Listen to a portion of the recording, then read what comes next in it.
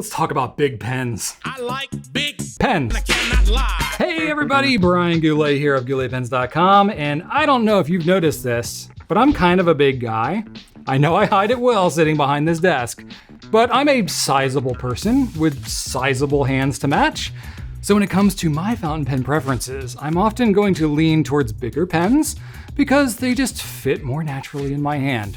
A little fun fact about my hands, from the tip of my middle finger to the bottom of my palm here is right at about 8 inches. So if you wanted to measure your own hand and just see a comparison of how big yours are to mine, knock yourself out. Now I'm sure that I'm more on the larger end of the hand spectrum, if that's a thing. So I thought, hey, maybe it'd be insightful for you if I shared my favorite big fountain pens and what I like about them, straight from my hands to your ears. No, wait, from my mouth to your eyes? No, that's not right either.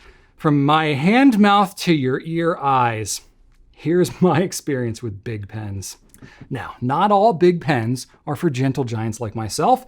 They have benefits that others might find appealing too. Larger pens can sometimes be better for longer writing sessions without tiring out your hand, and if the pen doesn't weigh too much, that is. Now, we get a lot of individuals that have hand ailments that find it more comfortable to hold big pens. Big pens often have bigger nibs, and who doesn't love that? Plus, a larger pen can make for a larger canvas for unique materials or artwork. So there could be a lot of reasons that you might find big pens appealing. Let's kick things off with an affordable pen, because you're gonna find that most of the big pens also come with big price tags. Not so, though, with the Jinhao X159. This beast of a pen has the highest girth for money of any pen out there, and it has a massive number 8 size nib to boot. It's a relatively newer offering from Jinhao, only coming out within the last year, but it has a decent following so far. At 27 grams overall and just 17 grams in the body, it's a bit lighter than the predecessor, the 159, which is nice, as long as you can fit this girthy monster in your hand. Now, what's nice about the Conklin All American is the many variations that they've come out with over the years. They've done solid wood versions, segmented wood, resin versions of pretty much every color you can think of, metal, and while many of them end up being special editions that may come and go, keep an eye on this model and you're likely to come across one that will strike you. What I like about the All American is the minimal trim, so you really get an unobstructed view of whatever material that you have. It's a large pen that can get pretty heavy in the metal ones, but the wood and resin versions are lighter than you would think, at just around 18 grams in the body. We've carried the Edison Collier ever since they started making them a decade ago in Milan, Ohio, and it's established itself as a go-to recommendation in the pen community, particularly for people with arthritis or other hand troubles. It's a large but not too large pen that's a very lightweight pen with just a 15 gram body. Now, I'm a fan of this contoured grip, and if you want, you can even eyedropper fill this pen to get an absurd 4.3 milliliters of ink capacity. So it's a pen that's made to be a daily writer that's easy on the hand. Thus concludes the portion of this video with pens that are anywhere near on the affordable end. Everything from here on out pretty much goes to the moon. So enjoy. As we transition to pens with huge gold nibs, the price jumps quite a bit to near $1,000 and up from there.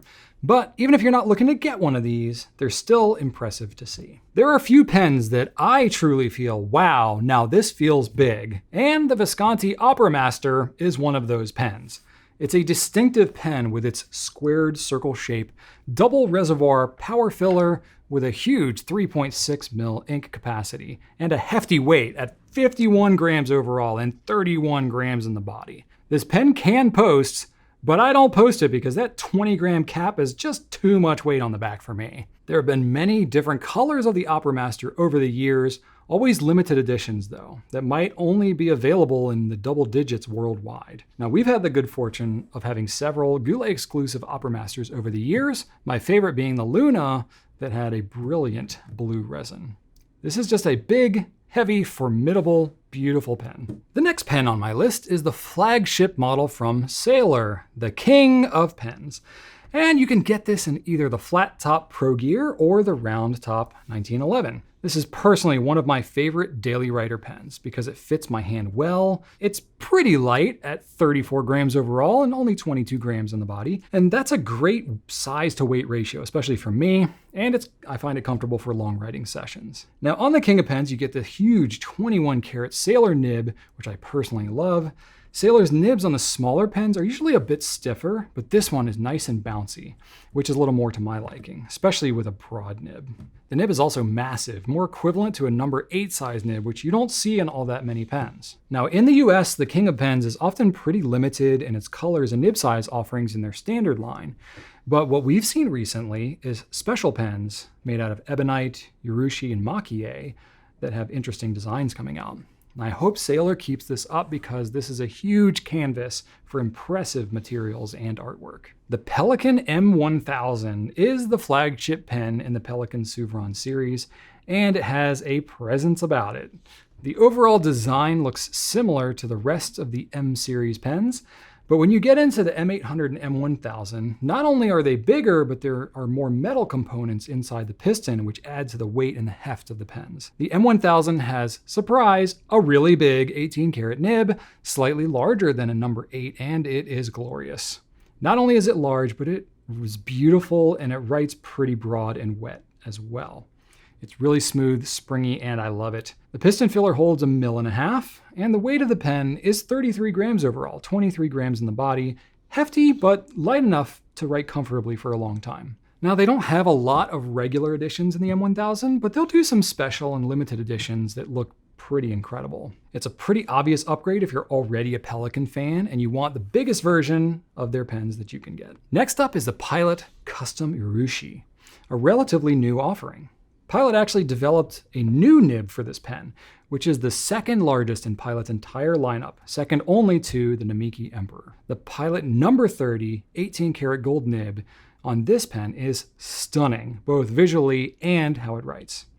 I've made it pretty clear that I like smooth and bouncy nibs, and it might surprise you to hear that I love this nib too, and it just so happens to be smooth and bouncy. Now currently, I will admit that this is my Grail pen. And I'm in the process of negotiating with Rachel right now how I might be able to add one of these to my collection. Yes, 14 years in with Goulet pens, and I still have Grail pens of my own. While the custom Urushi might look like a plain black or red pen, it is surprisingly Urushi lacquered.